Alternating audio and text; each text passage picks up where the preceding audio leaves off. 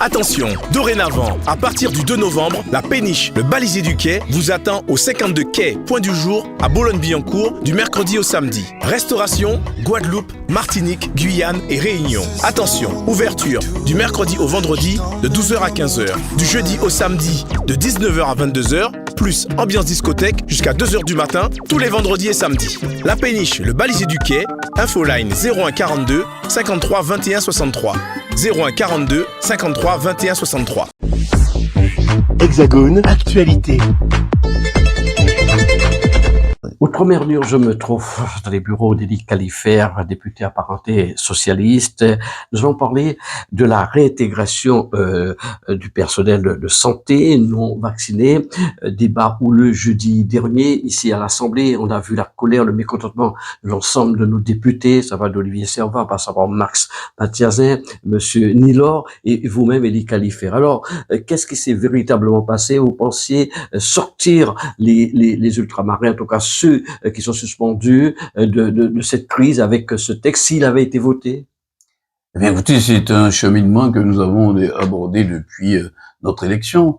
Il s'agissait pour nous de solliciter de la part du gouvernement la réintégration des soignants suspendus, on dit bien suspendus. Et à la faveur de la proposition de loi déposée par la France Insoumise, nous avions donc préparé ce texte-là avec les Martiniquais, avec Nilor, avec les parlementaires de la Guadeloupe, Olivier Servat, Mathiazin et Baptiste, et nous avions commencé une belle séance. Et il y avait déjà une majorité qui s'était dégagée pour faire passer le texte. Et le gouvernement, voyant cette majorité se dégager, a joué de subterfuge, on va dire, malsain, inique, injuste, pour bloquer la séance de travail et empêcher ces propositions d'être votées. Et c'est là, disons, que la tension est montée, bien sûr, en stigmatisant les Outre-mer, et ça a explosé quand on n'a pas voulu que disons, que le texte avance, et nous sommes intervenus pour faire entendre, disons, la difficulté des Outre-mer, et que là, nous parlions de suspendus, mais d'hommes, de femmes, d'êtres, de besoins, de difficultés, de parents, de mamans, de pères et d'enfants, et de chair et d'os, et des gens qui vivaient depuis une année de grosses difficultés. Et devant ce blocage-là, et que nous sentions aussi qu'il y avait encore des relents de choses un peu bizarres que nous vivons dans l'Assemblée. Après, retourne en Afrique, des choses ainsi. Ah oui. On a senti cela et on a fait entendre aussi notre voix de façon forte aussi et montrer notre indignation. Car le jeu même était porté par le gouvernement lui-même qui a commencé à inscrire des sous-amendements pour faire durer la chose. Donc c'est ça le blocage. Le blocage, c'est ça. Le blocage est venu là, un blocage violent, car il y a une majorité, le Parlement est musclé, et on va dire est bloqué avec des sous-amendements déposés par le gouvernement, et disons, on fait venir l'ancien ministre Véran, qui revient dans l'Assemblée, et qui ont fait dilatoire pour empêcher au texte de passer. Car il faut savoir que dans le cadre de cette PPL-là qui intervenait dans la niche parlementaire de la France Insoumise, il fallait que le texte soit voté avant minuit. Et tout le stratégie mis en place par le gouvernement et les ministres était empêché à cette loi-là d'être votée. On joue la montre. Voilà, on joue la montre. Voilà, on joue la montre, que ça ne passe pas. Et nous avons fait entendre que nous n'étions pas dupes du jeu et que c'était pas digne au moment où parlons de souffrance humaine, de difficultés du personnel hospitalier, mais aussi des hôpitaux, qu'on puisse avoir en face disons, aussi peu de considération pour la chose humaine. Et disons, là-dedans, nous mesurons bien sûr les difficultés. Ceux qui ont travaillé, ceux qui n'ont pas travaillé. Mais le texte, il est clair. Les gens sont suspendus pendant la période pandémique. Nous avons, au mois de juillet, voté, disons, on n'était plus en urgence sanitaire. Donc, on n'est plus en urgence sanitaire. Le texte ne s'impose plus. Donc, il faut passer maintenant à la réintégration. Et bizarrement, le gouvernement n'entend pas la chose de cette manière. Oui, parce que le gouvernement s'appuie sur le conseil scientifique, l'avis du conseil scientifique. Oui, parce que continue à suivre le conseil scientifique. Comment dirais-je, à s'appuyer sur l'avis du conseil scientifique. Le conseil scientifique a un avis qui est constant jusqu'à maintenant. Il ne bouge pas tant que cela, alors que, comme je l'ai dit, tout se déroule. La Coupe du Monde, on a Route du Rhum, les grands magasins sont ouverts, tout fonctionne. Nous ne sommes plus en urgence sanitaire. Là, nous sommes devant un point de blocage et nous le regrettons fortement parce que, disons, la démocratie allait triompher, l'action parlementaire allait triompher et c'est le gouvernement lui-même qui bloque cette instance-là. Alors, quelle porte, me direz-vous, qui nous reste en quelle porte de sortie? Parce qu'il y a de l'attente. Il y a de l'attente forte, hein, qu'on peut mesurer en Outre-mer et peut-être aussi au niveau hexagonal aussi, car les suspendus sont à la fois seulement en Outre-mer, mais sont à la fois aussi au niveau national, disons avec une acuité différente. Chacun a un peu appréhendé la chose en fonction, disons, de son histoire, de sa géographie, peu importe. Mais enfin, il s'agit d'hommes et de femmes qui travaillaient et qui ont été suspendus, pas licenciés, Donc, la voie de sortie, c'est peut-être revenir à l'Assemblée nationale par le biais d'une autre niche parlementaire, avec une issue incertaine.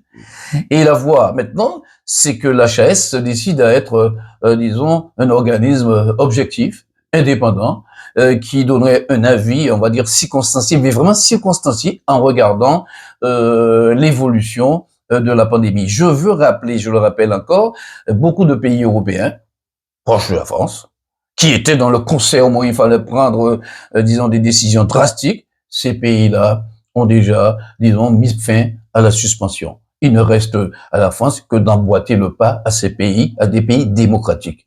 Voilà ce que nous demandons, nous, les parlementaires de la Guadeloupe, disons, avec cette volonté de faire en sorte que notre pays puisse retrouver un peu de calme et de la sérénité, mais aussi de la clairvoyance aussi, que chacun prenne la route qui nous permettra non seulement de reprendre le chemin de l'hôpital, mais le chemin aussi d'une meilleure organisation des soins. Il y a urgence, puisque nous avons reçu il y a quelques heures un communiqué de Harry Chalus, président de la région, qui dit effectivement qu'il y a urgence de réintégrer ces personnes, car il y a une forme de difficulté sociale qui touche quotidiennement toutes ces personnes qui ont été suspendues.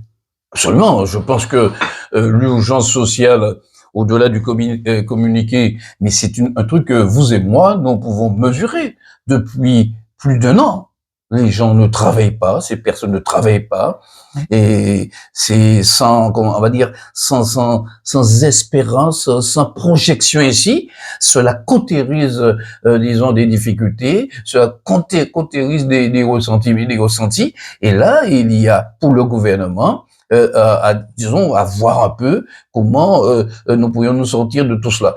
Avec la délégation parlementaire des Outre-mer, nous devons nous voir dans les jours qui viennent pour voir un peu quelle stratégie, disons, adopter. Mais moi, ce que je dis, et je le redis encore, il ne s'agit pas pour nous de nous enfermer dans les Outre-mer sur cette partie-là. Car la suspension s'adressait à l'ensemble national.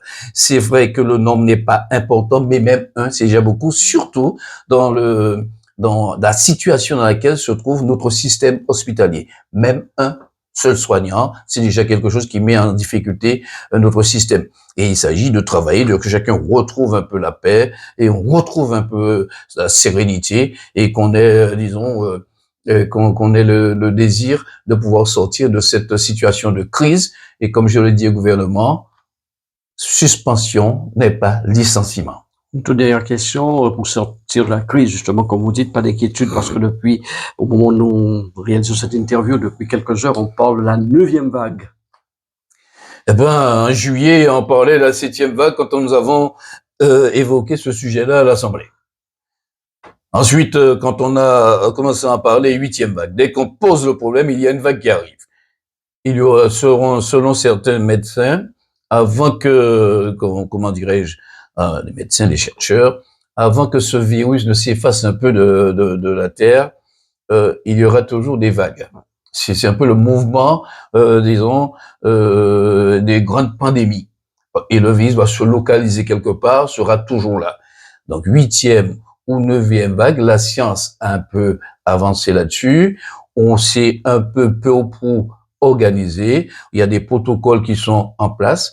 On a les moyens de pouvoir faire face à cela. Et on peut aussi mettre en place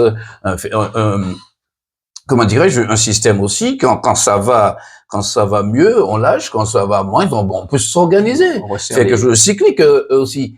Et en plus, après, continuer une pédagogie, continuer la recherche aussi sur ce vaccin-là, car il y a tout un mouvement aussi là-dedans. On a entendu la chargée internationale de Pfizer qui a fait, disons, une déclaration au Parlement européen qui interpelle aussi.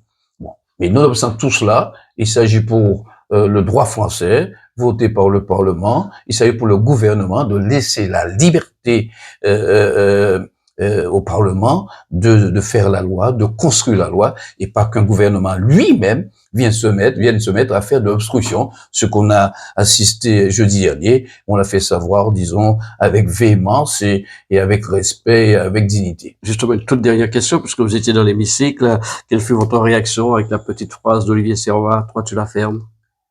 Eh bien, une réaction de solidarité, parce que l'ambiance n'était pas des plus calmes. Et vous pouvez imaginer quand l'outre-mer s'adresse des fois à l'Assemblée, c'est pas chose évidente. Je pense que tous ceux qui ont connu l'ambiance de l'hémicycle, qui ont été parlementaires, comprendront aisément ce que je dis en cet instant. Notre réaction a été de sortir de notre banc et d'aller de son côté. Et lorsqu'il a repris la parole, nous étions tous à ses côtés. Et après, nous avons repris la main.